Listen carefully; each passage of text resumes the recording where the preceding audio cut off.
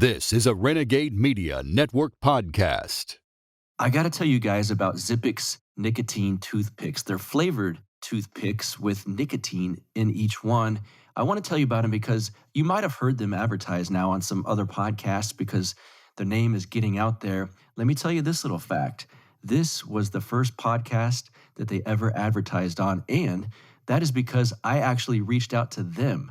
I already used this product, and I thought I might as well advertise for them. That's how much I like them, and I still use them all the time. They're flavored toothpicks, like I said, with nicotine in each one. Check out the flavors. Peppermint, watermelon, excellent. They've got the old school cinnamon. Remember the cinnamon toothpicks you would have as a kid? This is basically the adult version. They've got sweet whiskey, sweet wood. They've got mocha, spice, island clove. Very, very good as well. So basically, if you're trying to kick a bad habit, maybe go for the cheapest alternative on the market. That would be Zippix toothpicks over at zippixtoothpicks.com. And of course, they want to support this show, and so do you. And if you want to buy some of these toothpicks, that helps this show out. So promo code BUCK at checkout, BUCK, gets you 20% off of your order. That is 20% off when you enter promo code BUCK, BUCK, at zippixtoothpicks.com. Let's get to the show. You are now listening to the Counterflow Podcast, a place for dissonant voices and unapproved opinions. You get split in fucking half, but I call him the hologram graph. But I am the center inside the placenta of math. You clash with cyanide gas and die fast. Rhythmical equivalent of solids, liquid, and gas. We smash your sinus with the power of Lord Titus. But I am the virus inside of the iris of Cyrus. Here is your host and humble narrator, Buck Johnson. What's up, you guys? Welcome back once again to the Counterflow Podcast. I'm happy to have you aboard. I'm also happy to bring back Scott Horton to the show. Before we get to Scott, the YouTube page is up and running. All of these interviews now, since the rebrand, they show the actual interview, not just that still screenshot with the art. It is actually the video interviews. And some people like to do it that way. So if you are one of them, go to YouTube, search Counterflow with Buck Johnson, subscribe, and all of that stuff, and all your dreams will come true. You can just watch these interviews. It's just, some people like doing that. Others listen in their car, so I understand that as well. Also, the new website, counterflowpodcast.com, is up and running. All the links are there. All the shows are there. The social media stuff is all there. And very, very soon, the new t-shirts, the Counterflow t-shirts, will be there with artwork done by my man Neocon Remover, formerly of Twitter. I keep checking, and they still have not allowed him back on Twitter yet. Bert, if you're listening, we miss you. So let's get to the show on Scott Horton. Excuse me. I think most of you listening know who Scott is. I'll tell you his little bio for those few that don't know who he is. But we're going to talk about foreign policy, of course, because Scott is brilliant when it comes to analyzing and explaining foreign policy, but some things that you may not know that he's also very good on are things like the Waco massacre, the CIA. He's very well studied in those areas as well. And so some of the stuff I wanted to ask him kind of encapsulates all of that, because I'm starting to wonder if the war on terror, the U.S. federal government's war on terror, is being turned inward at maybe the right half of this country. So we get into that. Of course, we do get into the broader actual foreign policy in the war on terror and the withdrawal of troops from Afghanistan, maybe by September 11th. And we get into all of that kind of stuff. You're going to like this conversation. Scott's always fun to talk to. And let me tell you, for those few listening that don't know who he is, Scott Horton is the director of the Libertarian Institute, editorial director of Antiwar.com, and host of Antiwar Radio in LA. Of course, he's got the Scott Horton Show. He owns scotthorton.org. He's done over 5,500 interviews, which is crazy to me because I've only been at this a few years, and this is episode, I think it's 156. He's done over 5,500 interviews. That's mind-blowing. But he's an author, is what you should really know. Enough Already, Time to End the War on Terrorism, and Fool's Errand, Time to End the War in Afghanistan. Get both of those books, why don't you? Because Scott's a very good guy, and supporting him is something that we all should be doing. I donate to his site monthly because I like what he does so much. And he's here with us today, Scott Horton. Welcome back to the show once again. How are you? I'm doing great. How are you, my friend? I'm doing quite well, too. I know you're always busy, but before we jump into the subject, how are things? How's the new book selling, and how's that all going? Enough Already, the new book. It's doing pretty well. I haven't finished the audiobook yet. I'm trying to work on it piecemeal here. I'm just so swamped. I haven't gotten that out yet, but if you subtract all the audiobook sales out of the equation, then I've sold already as many of the new book as I have of the last book, which came out 4 years ago. Wow, good. So it got a lot better start. I'm trying to keep the momentum up, and thanks for having me on your show to talk about it and stuff like that. Yeah. This is essentially everything I'm mad about from the last 20 years, man. So if you want to know, it's in there. There's not enough room in that book to encompass everything that you're mad about. Okay, no. That's everything that I'm mad about from the last 20 years that I didn't cut out for space. There you go. That's what it is. But it's a lot. It's a hell of a lot. One of everyone knows about you and your deep knowledge with foreign policy, but what they may or may not know, some people, is you're very good on things like Waco, the Waco massacre, the CIA, the specific war on terror, of course, all across the globe. And some of the things I wanted to ask you about kind of, unfortunately, seem to encompass a lot of those things, because one of the most evil organizations on the planet, which I would say is the CIA, lately it seems like there's this strange outreach and using this lust for diversity that progressives pretend to have.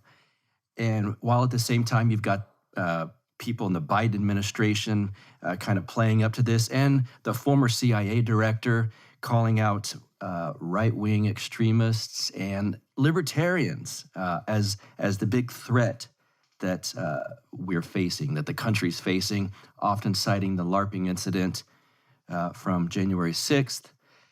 I want to ask you about the Biden foreign policy while you're here, but I'm also slightly concerned that their foreign policy is turning inward on maybe half of this country. So could you break down what you think's kind of going on with this stuff? Yeah, well, as far as the woke public relations campaign, I don't know if you saw yet, but it just came out on Twitter today. There's a journalist from Fairness and Accuracy in Reporting named Alan McLeod, and he has a whole thread of like 8 more of these videos, 7 or 8 more of these videos about like, as a gay librarian from the South, I never fit in, but at the CIA, famously, the first one was the one where she's saying, I'm a millennial, intersectional, interdimensional, trans, whatever, and I have a generalized anxiety disorder, and all of this, just checking off every box on the victim list, and then says, "But the CIA did not hire me to check boxes." Oh, right, yeah, of course. She was just checking all of her boxes so she could get hired by the CIA. Right. So, I mean, a lot of this, right, is just public relations, right? They have these PR firms who are going, okay, well, this is what's hot this year. Is you want to frame it all like this, and this is. In a way, it's kind of fun to watch as a libertarian in the sense that it's sort of this intra-leftist fight. What's really going on here, right, is that the liberals, so forget the entire right half of the spectrum. We're only talking about the left half of the spectrum now, right? So the liberals are the right-wingers, right, the Hillary Clintonites. And this is their war against the leftists. So a real leftist is essentially a communist, right, wants to confiscate the wealth of the few wealthy. So then, as Murray Rothbard explained, and Gabriel Kolko and the rest, that progressivism was always a right-wing corporatist plot to undermine true Marxist revolutionaries from taking all their stuff and, parentheses, starving all the rest of us to death while they try to get their shit figured out. But also, in a way, not just transforming them magically somehow into all right-wingers. That's not going to work. So the deal is change them into progressives instead.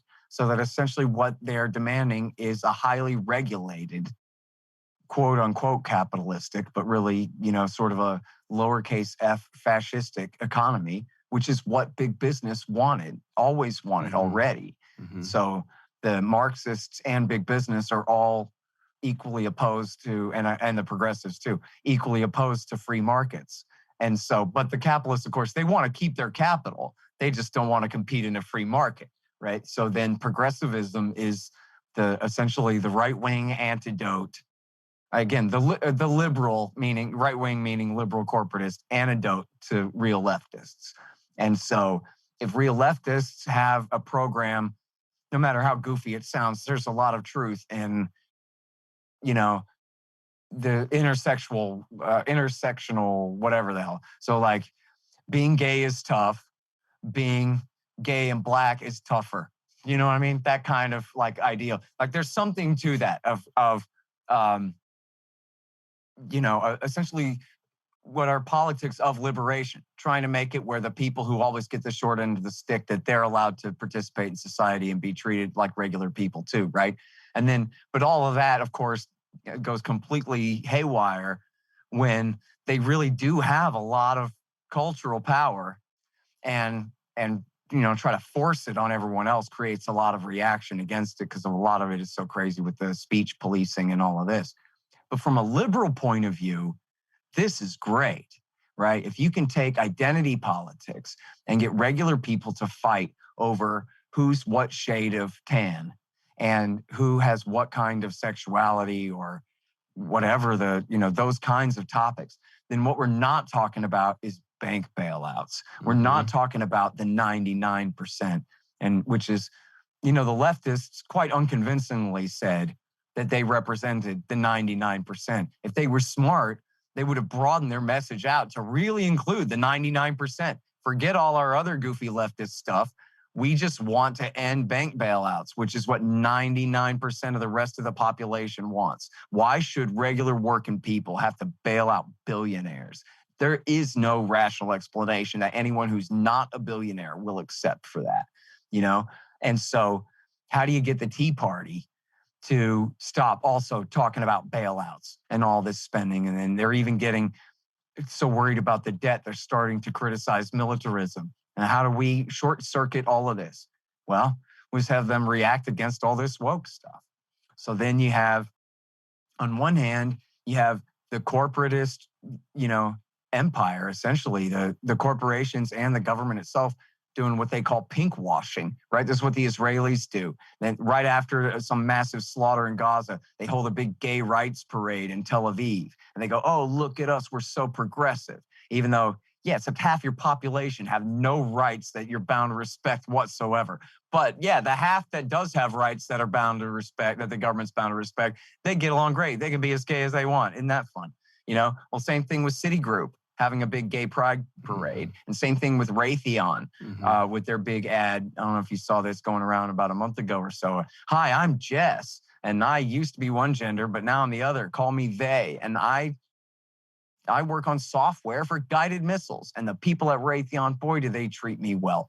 And this kind of thing. So that's pink washing, right? Is look at how progressive and liberal we are on human rights, say the actual arms manufacturers and, the actual bank bailout receivers and the actual military factions. And just the Air Force 2 days ago last week, put out a thing. The first all-gay helicopter crew.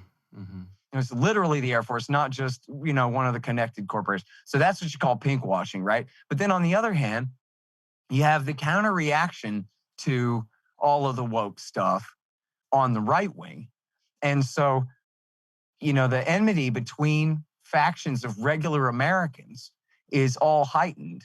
And the discussion is and all the heat is taken off the banks and off of the empire. And that, after all, when Harry Truman integrated the military, that was a pretty big step, man. And that helped the whole society in terms of getting over segregation and moving us further down the path of segregation. The Army is a huge institution. And so things like that really do have an effect on the society. So liberals look at stuff like that and go, wow, what a great place to try all of our social experiments. And what a great way to change the subject from who financed my campaign and my vote for Israeli apartheid and my vote for the next war in the Middle East and my vote for the defense budget and the surveillance state and the black budget for the CIA and the rest. And they get away with it. And then, there's a great George Carlin bit.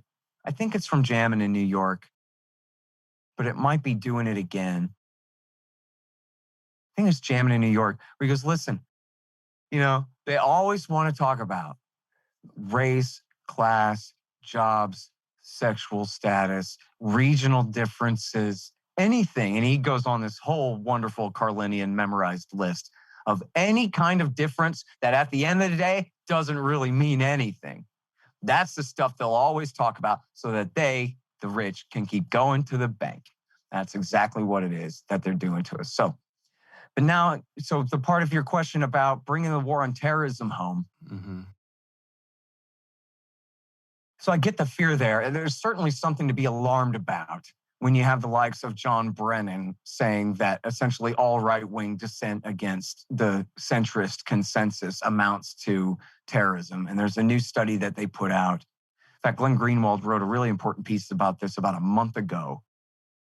I'm sorry, man, I forget. They have a new set of initials. It's like potential violent extremists. Okay. PVE or something like that.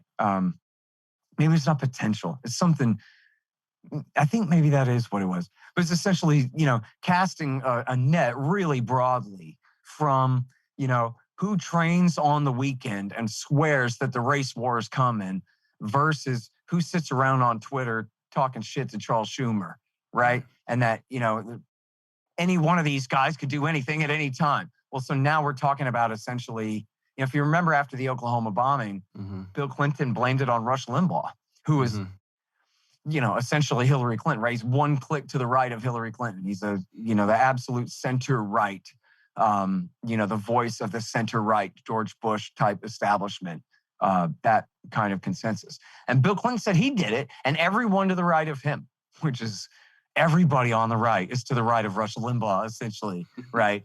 I know he's dead. I'm sorry to speak about him in the present tense like that, but you know what I mean.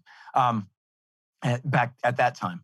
And so essentially he just said the entire right did it instead of blaming the actual Nazis who helped McVeigh do it, by the way. They called everybody else a Nazi and called everybody who had nothing to do with it guilty of it. So they like to paint those broad kind of brushes. And that's what they're doing, with the January 6th thing. It was a riot, but that's all it was. They call it an attempted coup. I mean, how little about power in America do you have to understand to think that there was even a 1/1,000,000% chance that the generals at the Pentagon were going to side with Donald Trump in refusing to go along with the vote of the Electoral College in the United States of America? Give me a break. Even his own, in fact, I saw this the other day, someone sent this to me, was a reporter, quote unquote, from Vice News, interviewed Christopher Miller, who was the last Secretary of Defense under Trump there. And he's going, oh my God, so they're like almost was a coup, right? And Miller is going, listen, I mean, if you think that, then you just have no idea how the American system works whatsoever. And you can tell, of course, and obviously without question, but the idea of Miller helping Trump stay in power somehow never crossed his mind in any meaningful way whatsoever, other than to laugh when they were floating the idea of a coup on CNN. Like, give me a break, dude. As though the chiefs and all the generals in the branches are going to go along with, as though anyone was going to go along with that. What a joke. In fact, they're saying now Liz Cheney is a hero because Elliott Abrams is giving her credit for having all the living former secretaries of defense write an open letter warning against the politicization of the military. As though, yeah, if they hadn't have done that, then Christopher Miller and Mark Milley, General Milley, they were just going to overthrow the government for Donald freeing Trump. Give me a break, right? But they like to pretend that that was the danger, right? And so then that can justify some kind of real clampdown. But I don't know, man. Overseas, it's one thing, right? You got 400 Al-Qaeda in the world, but you want to pretend there's 40,000 from hither to yon? Yeah. I don't know. The American people don't know the difference. It's all over there somewhere. So why not? But you want to pretend that there's 40,000 American right-wing radicals who are on, poised to commit acts of violence somehow? Come on, there just are not either. And if you take all the Boogaloo Boys and all the 3%ers and all the Oath Keepers combined, I don't know what their numbers are combined, but it's low thousands, maybe over 10,000 at the absolute max. No way it's more than 20, right? And are these guys actually planning to start something? No, they are not. They're here in case of the mass gun confiscation that will never come, partially because they're here, right? And partially because they're the model for what would spring up all over the country if you had mass gun confiscation. It's just, they're essentially part of mutually assured destruction between if the government declares total war on the population of this country, which they're not going to do. They arrest us and beat us and kill us one at a time, not thousands at a time, not counties at a time, and states at a time, right? So in other words, these militias are a latent threat. Now, the very real-ass dangerous Nazi, right, are in the very low thousands across this entire country. And the ones who actually are really dangerous, who would just murder innocent blacks and Jews or go and, try to bomb something, shoot people or whatever kind of thing, this is in very, very low numbers. And they are dangerous. But again, there's no volume there. There's nothing there to have a war against, right? This is enough for one small FBI task force to keep a handle on and make sure that they're not, running completely wild or something like that. Shrug, right? You don't need, and so immediately they say, what we're going to do? We're going to create a new domestic terrorism task force inside Homeland Security and the FBI. Well, now, so that, of course, is a recipe for a bunch of false flags and really sting operations, right? Where just like they've done to stupid young Muslims over the last 20 years. Hey, dum-dum, if I give you $20,000, will you say you love Osama bin Laden? Yeah, sure, right? And then, aha, we caught another one and take them off to the pen. And so they're going to start doing more like that, right? Where they entrap right-wingers into bogus kidnapping plots and other things, in which, I really need to take the time, Buck, to study that thing in Michigan, but yeah, I'll bet you that the origin of that plot has a lot more to do with the feds than has been let on so far. And I think there's already been things coming out about that, about how this really was more of a sting than anything that would have happened without the sting, which we've seen, as Trevor Aronson has shown, we've seen more than 300 times in the war on terrorism, domestic war against Islamist terrorists here. So, and also here's something that James Bovard wrote, an important article. I forgot if it was for the American Conservative or the Spectator. I think for the American Conservative, where he's saying, or is this the one he wrote for my institute? It might have been one he wrote for the institute.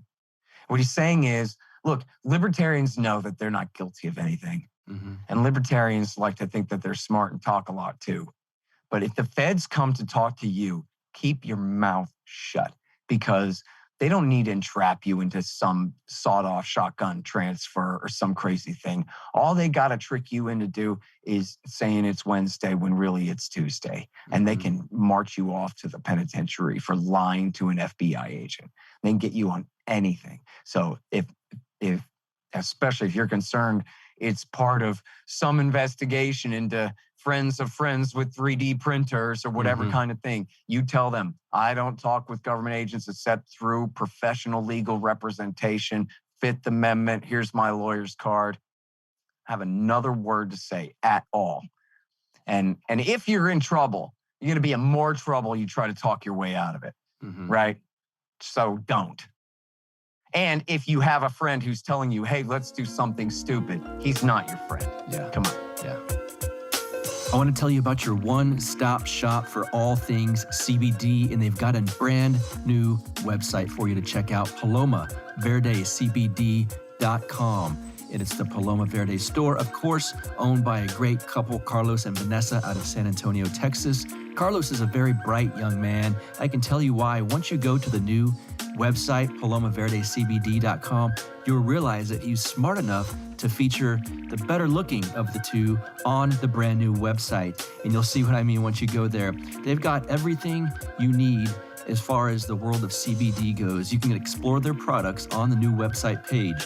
You can see obviously they've got the tinctures, but they've got mint tinctures, they've got soft gels, they've got CBD gummies, multiple flavors of those, the salve stick, the sleep bundle, which I'm going to have to check out. I've not had the sleep bundle yet, but that sounds enticing to me. The menthol sports cream, I can tell you, works amazingly. I've used that multiple times. And one of the biggest fans I personally know of Paloma Verde CBD products is my French bulldog named Lux. He's about 10 years old now, which in dog years makes him like 70 or something, right? He's old, and he gets around like a little old man with his back legs a little bit slower than they used to be, until we started putting the CBD pet products that they have at palomaverdecbd.com. We put it on his food every morning. They also have these dog treats that we give him, and it's amazing the job that the products have done for Lux, my French bulldog.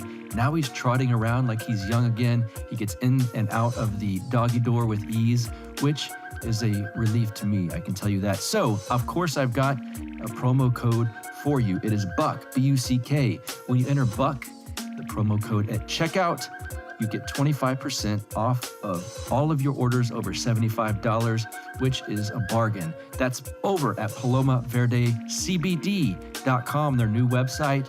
Promo code BUCK, get you 25% off all orders over $75. Let's get back to the show. Well, then I guess, this actually makes me feel somewhat better. It almost seems like just the playing up of these false enemies, the whole thing is we've got to defeat white supremacy. You hear it every night, and QAnon. And like you said, I just keep thinking the amount of actual QAnon believers, if that's even what you want to call it, and legitimate white supremacists are so little. Like, you might as well say, let's attack furries or something, or bronies, because there's more of those. This is such a strange enemy to concoct, but I don't know if it's just placating the left, and because, like we said, with the whole gimmick about woke-ism now from the CIA, meanwhile, right, these big corporations putting out BLM things, meanwhile they keep doing what they always do, and the left just goes, oh, neat, so. Well, and worse, so somebody on Twitter today quoted the Horton rule that as libertarians, we're better than the left on the things they're good on and better than the right than the things they're good on. So we need to accentuate those things to persuade these people. And I saw one of the responses was, no way do I want to even appeal or talk to anyone who wants to put me in a concentration camp and re-educate me. And it's like, it's funny, like at first glance, you can't even tell if this guy's a right winger or a left winger. They both think that about each other, right? Mm-hmm. More likely this guy leans right. And to him, all left-wingers want to put him in a camp and re-educate him. So why would he even try to find anything to compromise with them on, right? But that just goes to show how well it's working, right? That, the PSYOP is to prevent regular working people, hell, including millionaires, right? Anybody who ain't a billionaire, right? Mm-hmm. It's preventing all of us from realizing that our differences are skin deep and our sames go right down to the bone, as Homer Simpson would say. That, so some leftist thinks that you're so bad on all these things. Maybe he's wrong, right? Like maybe you guys have real areas of disagreement, but maybe this leftist would really be surprised how good you are on X, Y, and Z. And he might be genuinely curious why it is that this ideology that he thought was so opposite from what he believed actually agrees with him on so many important things, right? And that's my experience my whole life long, is you never know what people are good or bad on, and you never know, who might really be receptive to this kind of thing.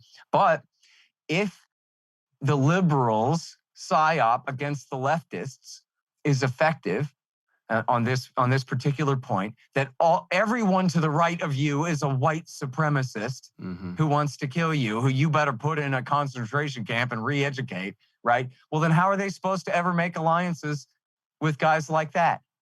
And then the people on the right say, oh, that's what you say I am, huh? Well, why am I going to try to get along with somebody who calls me a white supremacist? What the hell is that? Don't you know that that's like 35 people in the backwoods of Alabama somewhere with no shirts and no shoes and ain't supreme over a damn thing anywhere? Don't have influence in a single state house in this land. What are we talking about? Right? It's a red herring. But if they bought it, and that puts them in opposition to you, they look at you and go, well, I don't know, you got short hair and tattoos, white supremacist. Then how likely are you to try to say, no, friend, here, sit down, have beers, let's talk and agree about stuff, right? You just as well turn away. And so it works, right? That's essentially the name of the game, right? Is to keep the literal 99%. I don't mean leftists set the park. I mean, the actual 99.9% of the population of this country from overthrowing the 0.1% who really control the most powerful, the special interests that control the federal state. And that's, of course, the arms dealers, the bankers, big pharma, big agribusiness, and, you know, major industries, especially the shipbuilders and plane builders and those kinds of things. And the huge influence that they have, and of course, the foreign governments, the Israelis and the Saudis and the rest, that they bring to bear over our government. And then there's the rest of us who we thought that this was our land, but, you know, essentially we are essentially the product, right? We are like in the Matrix. We're the humans that are essentially batteries for the imperial machine to suck off of. Did they appoint as the new head of the ATF someone that was involved in the Waco siege? Yes, although everything that I've been able to find says that his role was in prosecuting the case after it was over. So there are rumors going around that he's the guy in the photo posing over the smoldering corpses. But I don't believe that that's true. And the Daily Mail claimed that they confirmed it. But I asked the lady, well, how'd you confirm it? She says, well, the photo desk confirmed it. And I said, well, how did the photo desk confirm it? And she wouldn't answer me. I would like to know if there's actual confirmation of that. And I called Baylor University and they went through their archives. They couldn't find the photo anywhere. I talked with Dan Gifford, who was the producer of the documentary Waco, The Rules of Engagement. He could not confirm who it was. And then everyone who was saying that, other than the Daily Mail, who never fessed up to how they claimed to verify, everyone else was just saying, well, it looks like him to me. Well, oh, what? Because he's a white guy with brown hair? I mean, what are you talking about? And this is a picture that's from 1993. And there's every reason to believe that whoever is in that picture is a member of the FBI's hostage rescue team or the Army Delta Force rather than the ATF. I mean, presumably, I guess it was the next day. But still, I think it's very doubtful that that's a member of ATF in that picture at all. That would almost certainly be someone from FBI Special Operations Unit, the HRT, or from the military in that picture. And the other two guys, I'm almost certain, are identified. There's 3 pictures like that, I think. And I'm almost certain that the other 2 are identified as military. Yeah, and just a note on that for people listening, there was a picture going around, the one Scott's referencing. The guy there was one that was photoshopped, and I saw it being pushed as legitimate, where he was smiling real big as there was the whole unit at Waco was actually burning on fire. I'm pretty sure that was photoshopped. That's not what the person was actually holding originally. So for any of you guys, it was a Reddit. What it was, it said, it's Reddit AMA, ask me anything. I'm David Chipman from the ATF. That was the original thing on his sign. And then they made it look like he was holding a picture of, and, you know, as a meme, it's fine, but don't pretend it's real and go, oh my God, look at this guy gloating with laughing with a picture of the burning church in his hand. That's not true. You know, and by the way, if he participated at all in the prosecution of the surviving Branch Davidians, then he should be in prison anyway. The idea that he should be nominated, should be confirmed, I don't know if he's confirmed yet or what, but that he would be promoted to be the head of the ATF when he helped prosecute these people who were all found by the jury to have fired in self-defense against the aggressive ATF raid who fired first. And they lost that prosecution. Those people were acquitted. And I'll tell you what happened. The only reason that story is a little bit grayed out and nuanced and fudged, so it's not such a clear-cut victory for the victims here. The San Antonio jury was, I believe it was 10-2 for just complete acquittal. But then there were 2 members of the jury who were just absolute just, back the blue types who, had to admit that, okay, the ATF fired first and these people were defending themselves. But come on, they killed 4 cops. They got to be guilty of something. Okay, we got to find them guilty of something. And then, as so often happens in these jury rooms, people who were saying, no, I'm voting to acquit 1 minute ago. I'm not putting these people in prison. I don't think they did anything wrong. Say, okay, fine. I guess I'll compromise because I'm hungry and it's almost lunchtime. And so what they did was they were charged with murder of federal agents, conspiracy to murder federal agents, and using a firearm in the commission of a felony. Well, they acquitted them on the first 2 charges, but then on the compromise, they said, well, we'll find them guilty on committing a felony, using a firearm in the commission of a felony. So the judge got that and said, well, that's an inconsistent verdict. That doesn't make any sense. You say that they're guilty of using a firearm in the commission of a felony, but you say they didn't commit the felony. So what the hell is that? I think I'm going to have to let them go, but he didn't rule. That was a Friday. Then he spent the weekend probably being visited by people from Washington, D.C., and he came back on Monday, and he goes, you know what?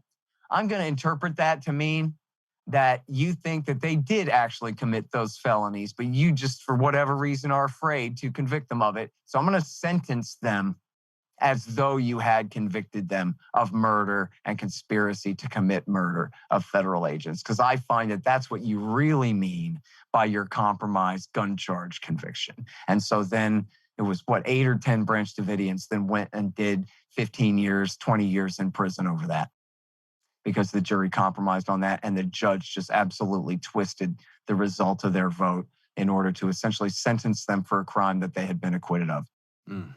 But the important point being there, that the jury found that they defended themselves. Right. That the ATF were the assailants. Now, this guy was even part of the team. This is all we know. Now, I'm not saying, hell, look, you know what? Maybe he is the guy in the picture. I just don't know that yet, okay? Yeah. For all I know, he orchestrated the whole damn thing, okay? All I know for sure is that they say he worked on the case during the prosecution. Okay, cool. And so that is, to me, enough for him to be, should be banished from our entire society forever, much less, continue to be in federal law enforcement against the American people. It's just sickening. And look at us. After Waco, we didn't do anything about it, man. None of these people were held accountable. So now here we are in the future talking about how some of these same people are being promoted. Yeah. When this conversation should be impossible. Yeah. After they were acquitted, after the jury found that they fired in self-defense, and that what we were told about this ambush was not true, well, there should have been a damned riot. That should have been the end of that. Everyone involved in this case who lied, who killed those people, should have been held accountable, and none of them were. And so now in the year 2021, a Democratic president can say, yeah, I can nominate a guy from ATF from the Davidian case. Who's going to say anything about that? Bunch of Oklahoma bombers, that's who. Yeah. Nobody cares about them. Bunch of white supremacists. Yeah. Who cares what they say? Even though, and I think this is important, the ATF agents themselves told Dan Gifford that one of the reasons they attacked the Branch Davidians is because so many of them were black. It wasn't because they were white supremacists. It's because David Koresh was guilty in their eyes of the crime of miscegenation. And that was their words as part of their motive for attacking those people in the first place. It was because of what racists they weren't. But do you think that, and I remember well, I think in 1993, they told the American people that nearly half the population of this compound are blacks from all over the world and the United States who are here studying the Bible? No. All they want to do is talk about David Koresh's Trans Am and mullet and rifles and make them seem like the most right-wing rednecks, maybe white supremacists that they could talk about, And remember during the siege, they unfurled the big banner from the 3-story tower. They said, Rodney King, we understand. Yes. Because look, this is what's happening to us too. We're with you, man. Yep. And the left should have said, hey, you know what? Well, we understand your position then too. And some of them did, but very few. Bill Hicks and Alexander Coburn and Ramsey Clark, and a few leftists stood up for them, but very few, because look at the caricature of who they were and how they were portrayed. Right. You know, back to that psyop again. Yeah. Let's get to actual foreign policy if we can. I don't know if I've seen Bill Maher just drool over Biden now, because the date's been set, September 11th, 2021. The U.S. troops are finally being withdrawn from Afghanistan, and everyone's clapping and pretending kind of like that maybe the left is anti-war again all of a sudden. And I'm thinking, isn't that kind of going back on the deal that was already made? Did the Trump administration not make the deal to already, now that we're here recording on May 7th? Shouldn't this have already happened? Wasn't the deal with the Taliban essentially broken by the Biden administration? Right. And isn't it amazing? And talk more, Buck, about how amazing it is. Yeah. That they changed the narrative from he broke the deal to he announced that he has decided we're leaving, as though they don't know, as though they never heard of the Doha Agreement, that on Leap Day 2020, that Zalmay Khalilzad, in Donald Trump's name, signed a deal with the Taliban to leave the country by May 1st of this year. And they just absolutely memory hold that straight out of 1984. It's just incredible to see. It really is. I think that's my disorder, man, it's not surprising, but it's always shocking to me still. I can't get desensitized to this stuff. They just absolutely pretend they never heard of May 1st. They never heard of Trump's deal. They never spent the last, the second half of last year or more denouncing Trump for wanting to get out of Afghanistan, or really the entire year 2020, attacking him for jeopardizing American security, bowing down to the Russians, and all of these things. Now, never mind the deal. Never heard of that. It exists in Buck Johnson's long-term memory banks only. No short-term recall, because no one's saying a word about it anywhere. That we had a deal to leave on May 1st and Joe Biden broke it. And then if you look at the Taliban's website, they say, listen, they're pretty kind of coy about it.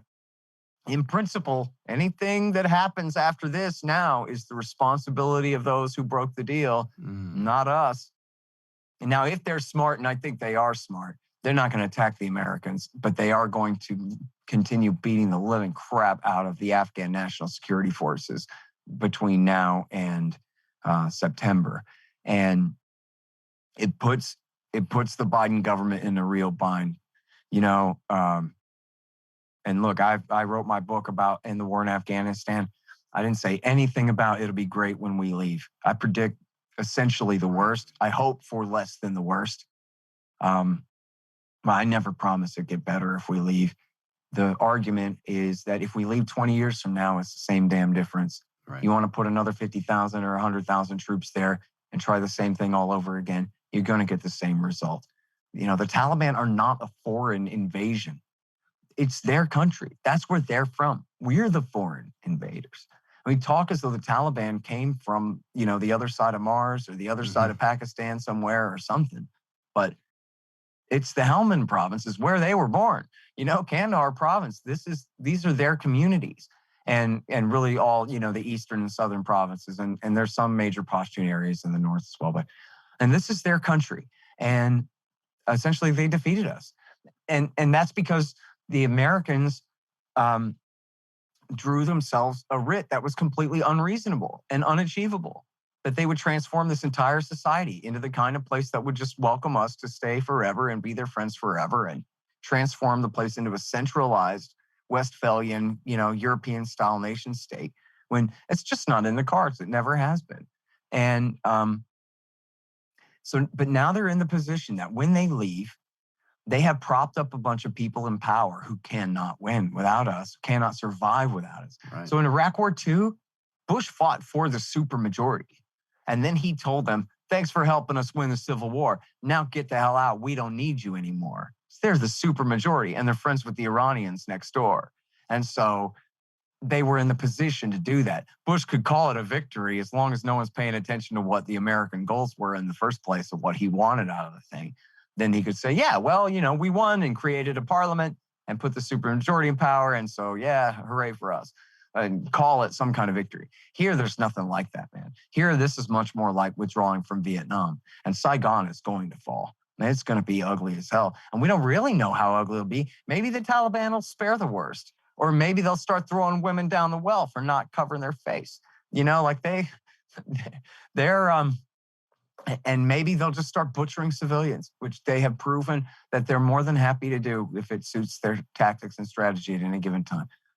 It could be a real ugly thing when America really finally stops supporting the central government and Afghan National Security Forces there. But look, David Petraeus' surge failed. And one of the major benchmarks was they were supposed to build up an Afghan national army that could stand on its own. But they could not do that. They never figured out how to make that work. It was just too easy for the Taliban to infiltrate and kill people in these green on blue attacks, as they call them, and all of this. And this is a desperately poor country where people join the army for the boots and the rifle, and then they leave again. You never see them again. The retention rate is, 4%. Something like this, right? It's just nothing. It's non-existent. It's always been like that. The commanders get paid by the soldiers, so they have ghost armies that don't even exist, entire divisions of men that don't exist, but the commander gets to pocket all the pay for them, and this kind of thing. It's been like that all along. So it's been just an absolute failed project all along. But so now they face a situation where, well, on the previous point of what are the Taliban going to do now, I think they're going to settle for this. In fact, I sent a tweet in response because there weren't too many tweets in response to the Taliban's tweet the other day. Mm-hmm. And I sent a tweet in response. I said, you boys are going to have to settle for good enough on this one, right? When they were saying that, listen, the responsibility's on you now since you broke the deal. Yeah. Like, come on, guys. Don't do something stupid here and give them an excuse to stay by killing Americans now. Right. But there's a major outstanding question of what is the Taliban strategy going to be for dealing with the Kabul government after we go, after U.S. military forces leave. I don't want to overstate that because they're saying even in the New York Times, they want to leave CIA and special operations forces and mercenary contractors in, I guess, the thousands somewhere in the country. Maybe still hiding out of Bagram somewhere. They've officially turned over, or not Bagram, but they've officially turned over some bases to the Afghan government. And presumably they're going to give up the Bagram Air Base at some point here. But I don't really know. I mean, they're talking about they want to see if they can come up with basing rights in Kyrgyzstan, something like that, so they can do rapid reaction forces.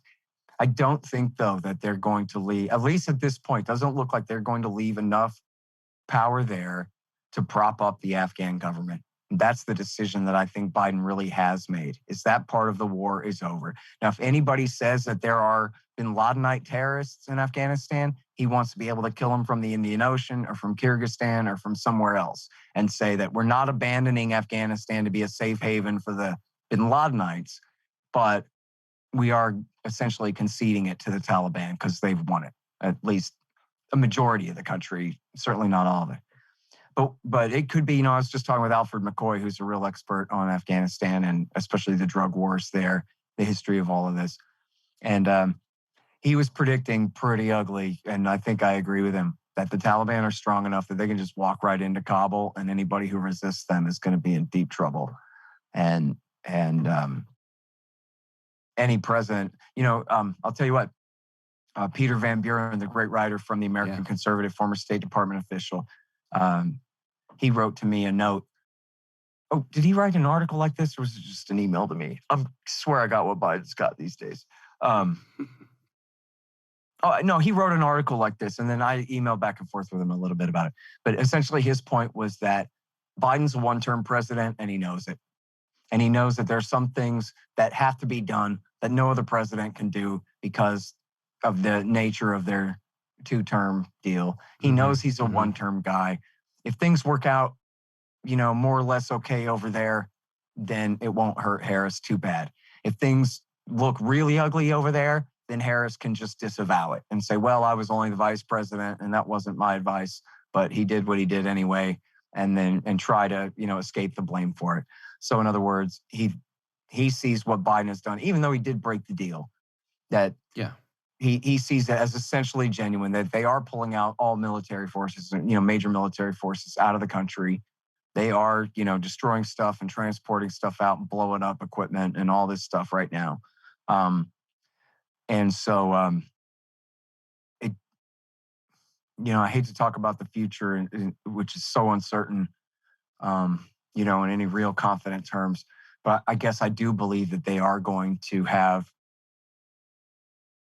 pulled out the bulk of American military forces there. I guess, Buck, it does still remain to be seen whether, when asked point blank, whether they're willing to say, yes, we will stand back and watch Kabul fall and not do anything about it. Because that's the real question here. Right. And they could change their mind on that. They could say, you know what, bridge too far, and take it back. But at least for now, it does look like Biden has decided he doesn't care. He's not going to fight the Taliban anymore. And then let them know that they better not harbor any Arab friends of Zawahiri, and they'll stay on our good side, Yeah, I hope it's not the scenario where he pulls troop levels back or pulls them completely out for the most part, and then it goes to shit over there like we're discussing, and he goes, see, I tried it. These isolationists, they were wrong. We've got to have troop presence everywhere. I fear that a little bit. I know you got. We don't have. You know what? Let me expand on that point real quick. Yes. In his speech, he did sort of say, well, they say we have to stay there for the terrorists, but the terrorist problem has metastasized throughout the whole region, and there was no implication there that we're just going to let that kind of peter out and burn itself out. No, the idea was the war on terrorism is not over yet. It's just he doesn't want to be bound territorially to Afghanistan anymore, because he thinks, whatever role Afghanistan serves as a safe haven for international terrorists, that can be taken care of with special operations forces. And we don't need to prop up the Kabul government anymore as a means to that end. But as far as drone wars and special operations wars against AQAP, against al-Shabaab, against ISIS in Iraq, if not Syria, then, all those things, wherever they want to find, all throughout Africa, wherever there's a Sunni jihadist with a rifle that they want to go, he's essentially leaving the door open for all that to continue. I want to tell you guys about the official coffee of the Counterflow podcast, and that is Lorenzotti Coffee over at lorenzotti.coffee. I don't really want to specifically tell you about them because I drink it every morning, because I love it, because it's directly imported from Italy. It's in these vacuum sealed packs. It's in these beautiful tins that look very good on your kitchen counter. Those aren't really the reasons I want to tell you about them. The real reason is because in this day and age, with all of the insanity going on, I think it's nice to be able to have companies that are very like-minded that we can support. And that's very helpful. Everyone's scared now, like, should I support this company? I don't know. Are they crazy? Well, I can tell you, the guys at lorenzotti.coffee are really good guys. They're like-minded individuals, and they want to support shows like mine that you listen to. So I think if they're willing to give me a cut of the money coming into them from you guys, that should make you want to support them. You like this show, you want to support like-minded companies, well, here's one for you, Lorenzotti Coffee over at LORENZOTTI.coffee. I'll tell you one thing, if you type in promo code BUCK, B-U-C-K, at checkout, you will get 10% off of your order. You'll be supporting a very good company. The coffee is amazing, and it helps me out too. So if you like this show, give it some support. Now back to the show. Before we get out of here, I want to ask you something real quick about the CIA, because it feels as though the right, for a little bit, is becoming red-pilled on what the CIA is, certainly after the stuff against Donald Trump for all of those years. And the left, of course, as long as there's diversity involved, I suppose, everything's good. But well, that's the liberals. The leftists, I think, still hate the CIA. That's the true. Liberals, though, yeah. That's true. Yeah, there's some good red-pilled leftists that I know that it's funny how we actually have so much in common compared to someone who's, say, a Hillary Clinton or a Kamala Harris voter. Right. For those listening who don't look too much into the CIA, kind of give your thoughts on the organization its past, its present, what you think of it, and really what you want someone to know who would just go, Scott, I'm not sure about the CIA. I think they've done some bad things, but haven't they done a lot of good as well? What would you say? Well, they're completely lawless, right? I mean, this is the thing with covert action. And first of all, if America didn't have a world empire, we wouldn't need a CIA at all, right? Yeah. And in fact, when you say CIA, most people, I think, well, it depends on the context, I guess, but there's the analysts who, write a memo for the president to read every morning that says, here, Mr. President, is what we think is going on in the world and why it's so important and whatever, and inform what they call their customers, which is, the principals committee of and their deputies on the National Security Council, that they all have the best intelligence in the world every day about, what the threats are and how dangerous they are and how quickly they're coming and all these kinds of things. If you listen to Harry Truman, that's why he created the thing, was to centralize all the different flow of intelligence into the government so that he had a coherent narrative about what the hell is going on around here, essentially, right? But then in the National Security Act of 1947, I forget exactly the wording, but it's something like, the CIA shall also have authority to do other things from time to time as the president may direct. Wow. Okay, other things, huh? In other words, they can break the law. And I'm not sure if other things is the exact quote, but it's something a lot like that, where it's this very vague thing. It says the president can sign a finding that orders the CIA to engage in covert action. But that means that they can do whatever they want. They can break any law. They're at the very top of the pyramid of the federal power of the U.S. government, with all of its resources at their command, with total secrecy at their disposal, to hide anything that they do, and no accountability whatsoever for what they do. And so even where you have what you would call a success, for example, in overthrowing the government of Iran in 1953, you set the stage for blowback against the United States. In fact, that term was coined by a CIA analyst named Donald Wilbur, who was writing up a short history of last year's coup in 54, and said all CIA officers should be aware of the danger of blowback from operations like this. And then look at Operation Cyclone in the 1980s, where they backed the Arab Afghan army to help the Afghan Mujahideen fight against the Soviet Union. Well, these are the groups that grew into Egyptian Islamic Jihad and Al-Qaeda and went to war against the United States. The CIA helped support Saddam Hussein in his rise to power in the Ba'ath Party starting in 1958. And then he'd been exiled from power. They kept him safe in Cairo for a few years. And then when his faction came back to power, they sent him back to Baghdad full of lists of communists and intellectuals and dissidents to be rounded up and murdered as the head of the secret police.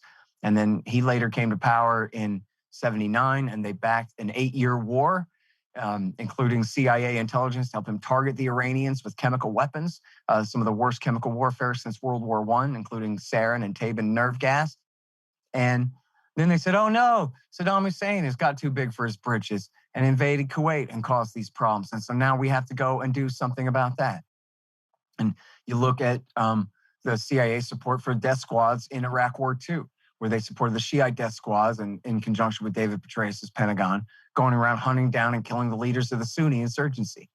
All they did was solidify the power of the Badr Brigade, the Iranians' favorite factions, the Supreme Islamic Council and the Dawa Party. And they said, oh no, now we have to turn around and back the Sunni side of the war and call it the awakening, and we'll put guns and arms in the hands of all these tribal leaders and all these guys. Well, this just helped to solidify the division, helped to solidify the Shiites' total victory over Baghdad and the ouster of the Sunnis from power, but also helped solidify the tribe's power over the people of Western Iraqi Sunnistan, which just a couple of years later, when the CIA started backing Al-Qaeda in Syria in the war against Assad, Al-Qaeda in Iraq traveled to Syria to join up that war and eventually declared the Islamic State in eastern Syria and rolled right back into western Iraq and declared this bin Ladenite caliphate with this guy, Abu Bakr al-Baghdadi, who might as well have been bin Laden himself, standing up there on the balcony declaring himself the Caliph Ibrahim,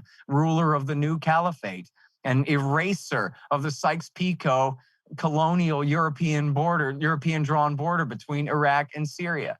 and claiming all this credit for defying the United States of America.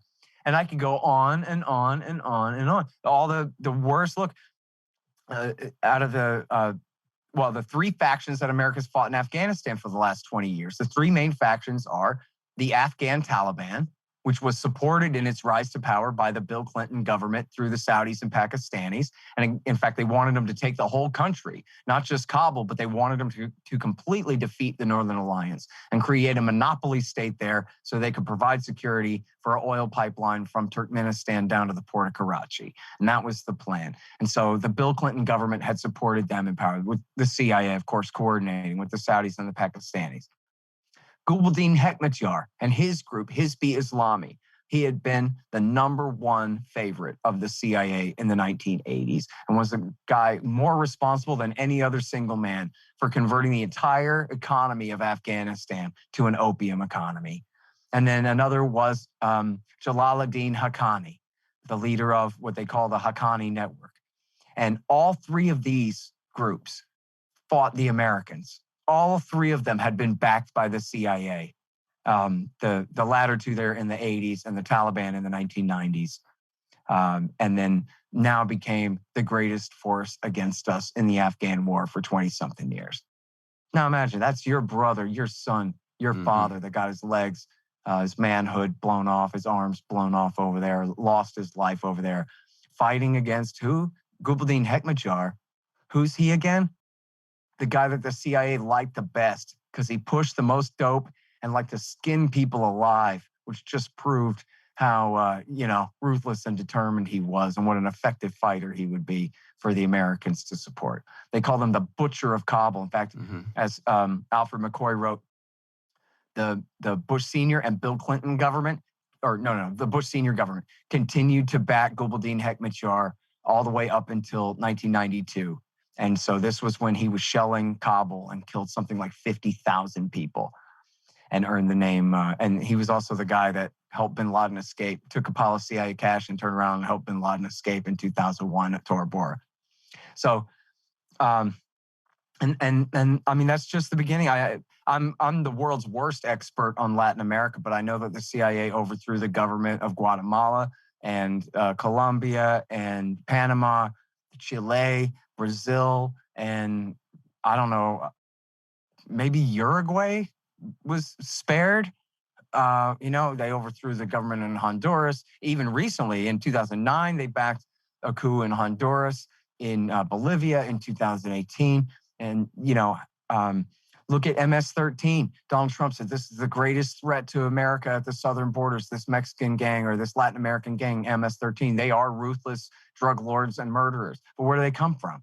Well, they're refugees from Ronald Reagan's death squads, CIA-backed death squads in El Salvador in the 1980s. And they came to Los Angeles, where then, of course, Ronald Reagan's CIA was bringing in all this cocaine while his Justice Department was increasing penalties for it, cranking up the drug war and cranking up the supply of drugs at the same time, leading to the massive Crips, Bloods, gang wars, and gang culture of 1980s Los Angeles, that then Bill Clinton came to power and deported all these young Salvadorans from Los Angeles back to El Salvador, where guess what? They were the meanest SOBs in town. Now there was no one to oppose them. They took over the whole country and became full-grown, real-ass, mafia-level gangsters, and then later came back to the United States under the George W. Bush era. This is every single thing the U.S. government has to do anywhere in the world is essentially take 2-3 clicks and steps back on the chain, and you'll find where the CIA got us into this mess in the first place. Yes, well put, and we'll get you out of here. Thanks for that stuff too. That I love hearing you talk about foreign policy and then everything surrounding it too. It's I don't always get to hear that. Tell people real quick where they can find you online and about your book and all of that before we get you out. Sure. So I'm the director of the Libertarian Institute, libertarianinstitute.org, editorial director at antiwar.com, and scotthorton.org is where you can find my show. I got 5,500 interviews going back to 2003 at scotthorton.org and at youtube.com/Scott Horton Show. I'm on the radio in LA on Sunday mornings on KPFK 90.7 FM, the Pacifica station out there. And I wrote those 2 books over my shoulder there for people watching the video version of this later. Fool's Errand, Time to End the War in Afghanistan, and Enough Already is the new one, Time to End the War on Terrorism. Excellent. I'll link to all of those in the show notes page for this episode. Scott Horton, thanks so much for being here once again. Thank you. Good to talk to you, buddy. Yes, sir. You too. All right. Thank you so much, Scott, for being here once again on the show. This was the first time he's been on Counterflow. He was on many times on the old brand of the show, Death to Tyrants. We did a whole episode just on Waco. So if you're interested in that subject, go back in the archives and check that one out. As for us, like I said, the YouTube page is going. We're getting more subscribers by the day. And the Telegram group, get that Telegram app, search Counterflow with Buck Johnson. That's our room. And join us. You know, we share all kinds of articles and memes and fun things in there. There's a lot of back and forth, some laughs. And a couple of us even shared our workouts the other day. So it's becoming quite the family feeling in there. So please join us in that Telegram app. Like I said, the new website is up. counterflowpodcast.com. We got some new t-shirts very soon. I'm basically just waiting on them to be made up and printed. And for those of you that are in the Libertarian Party and live in Oregon, I will be at the Libertarian Party of Oregon State Convention this weekend on May 15th. I will be giving a speech there, and as will my friend Thaddeus Russell. He's speaking there as well. Robbie the Fire Bernstein from Part of the Problem is going to be there. I don't know if he's speaking at the actual convention, because I believe there's an after party that we're going to as well. I think put on by the LPMC, Libertarian Party Mises Caucus. I don't know, but whatever those details are, Robbie the Fire Bernstein will be there too. Hope to meet some of you guys out there. Let's have a drink together. Let's chat. I happen to like bourbon, if you were wondering. And yeah, otherwise, if you're not going, have a great week. Have a great weekend. And I will see you next week. You get split in fucking half, like on the hologram graph. But I am the center inside the placenta of math. You clash with cyanide gas and die fast. Rhythmical equivalent of solids, liquid and gas. We smash your sinus with the power of Lord Titus. But I am the virus inside of the iris of Cyrus. Like the sound of the Counterflow podcast? Our audio production is provided by Podsworth Media. Check them out at podsworth.com. This has been the Counterflow Podcast, a part of the Renegade Media Network.